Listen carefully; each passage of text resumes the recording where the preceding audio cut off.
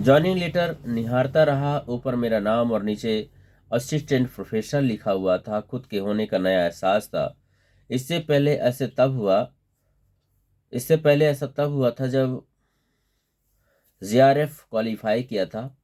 चाचा जी को तब सबसे ज्यादा खुशी इस बात से हुई थी कि अब हर महीने पैसा तो नहीं मांगेगा। खुश भी क्यों ना हो, अपनी क्षमता को से आगे जाकर जाने कितनी मुश्किलों से मुझे पढ़ाया। चाचा ना होते तो पक्का पिता के पास तो बस दो चीजें थी जिसे दिल खोलकर देने में उन्होंने कोई कोताही नहीं बरती, निश्चिंतता और निडरता। उनके लिए डिग्रियां कोई खास अहमियत नहीं रखती थी। वे समाजवादी क्रांति के स्वप्न दृष्टा कॉमरेड थे। उस दिन सबसे ज्यादा खुशी मेरी अम्मा हुई। खुद से अम्मा हुई और वह बोली, जीआरएफ है लाइला, बहुत अच्छा है, लेकिन बीएड है। बीएड कह लहे होता ता अबले प्राइमरी स्कूल में मास्टर बन गलत होता। अम्मा भोजपुरी में उलाहना दे रही थी कि जीआरएफ हो गए अच्छा है, मगर बीएड कर लिए होते तो अब तक प्राइमरी स्कूल में शिक्षक बन गए होते। यह कहने वाली मेरी अम्मा उस पीढ़ी की है जिनके जमाने में बीएड करने के बाद प्राइमरी का मास्टर बनना मुश्किल नहीं था। तब तक बीएड कराने वाले कॉलेज कुकुरमुत्ते की तरह खुलकर डिग्रियों के बहाने मोटी कमाई के व्यवसाय में तब्दील नहीं हुए थे। कई बार कोशिश के बाद भी वे खुद बीएड नहीं कर पाई थी। आज आंगनवाड़ी में काम करती है। शिक्षिका न बन पाने की कसक दबी थी उनमें। नेट जेआरएफ और प्रोफेसर में अपरिचित थी। पापा और बड़े चाचा को पता था कि जेआरएफ व पीएचडी के बाद प्रोफेसर बन सकता है, इसलिए वे खुश थे। मगर अम्मा की खुशी के आगे कुछ नहीं।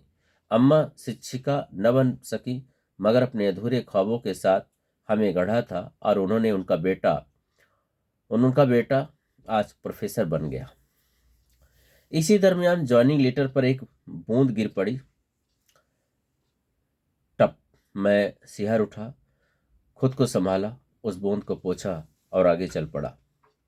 स्टाफ रूम पहुंचा। यहां पता चला कि विभागाध्यक्ष को टीचर इंचार्ज यानी टीआईसी बोलते हैं।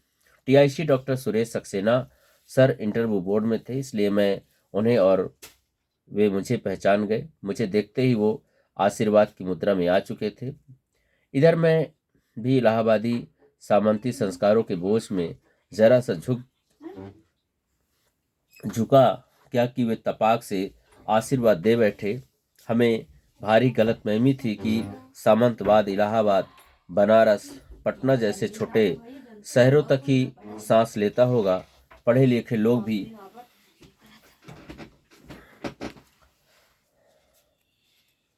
पढ़े लिखे लोग भी जातिवाद,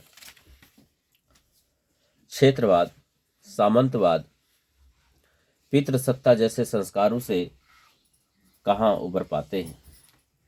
जहां गए बीज बोया और फिर क्या, कुंठा और अहम की फसल लहलहाने लगी। सक्सेना सर ने अपने विभाग के बाकी लोगों से मिलवाया। वहीं पता चला कि अब मैं इस विभाग का एक मात्र एडहॉक हूँ।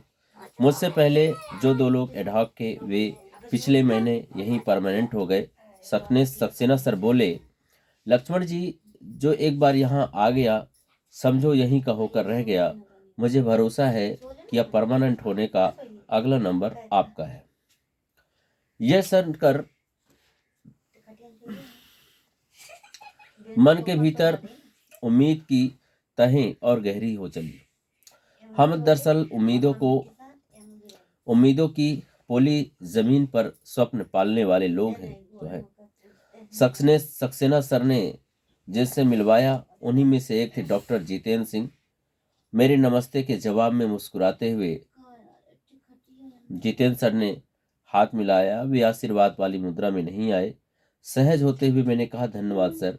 वे बोले, सर नहीं जितेंद्र हूं मैं, अगर आप मुझे मेरे नाम से बुलाएंगे तो अच्छा लगेगा। यह सुनकर मेरी रीढ़ की हड्डी में थोड़ी और शक्ति आई। दरअसल कमलवत चरणों में दंडवत करने को ही सम्मान बताते हैं लोग, पर मैंने छूने पर डांटने वाले इलाहाबाद विश्वविद्यालय के प्रोफेसर सत्यप्रकाश मिश्र सर अकेले संस्कार थोड़े न बदल देते। उम्र में बड़ों से हाथ मिलाना, हमारी तरफ संस्कारहीनता मानी जाती है। मगर इसी इलाहाबाद विश्वविद्यालय के प्रोफेसर राजेंद्र कुमार और प्रोफेसर प्रणय कृष्ण ने समझदारी वाला जेहन, सवाल करती हुई जुबान और तनी हुई रीढ़ बनाने की बुनियाद तैयार की थी, और वह सब हम साथ लेकर आए थे।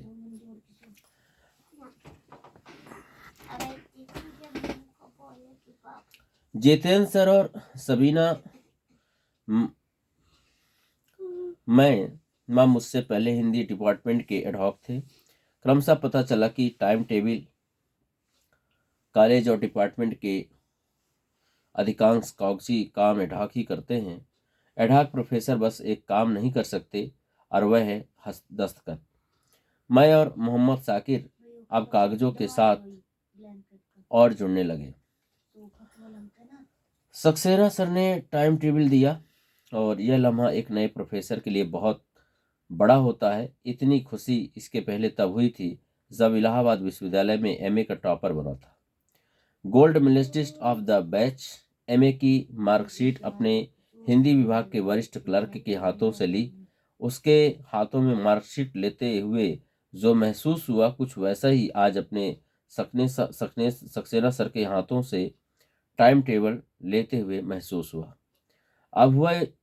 अब हुआ मैं डीयू के असिस्टेंट प्रोफेसर।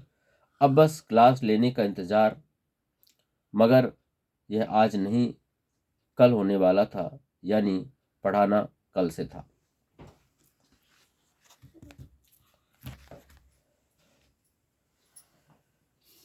साकिर भाई अलीगढ़ के लिए निकल गए। अभी बोरिया बिस्तर बीवी बच्चे समेत आएंगे। अरसे बाद उन्हें भी एक कायदे की घोषणा मिल गया।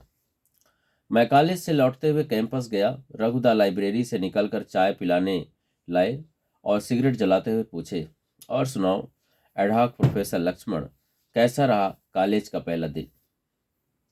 मैं भावुक होकर बोला, जिंदगी की किताब में आज एक नया चैप्टर लिखकर लौट रहा हूं दादा। खुश तो बहुत हूं, मगर एक बात से बहुत असहज महसूस कर रहा हूं। बधाई देने के लिए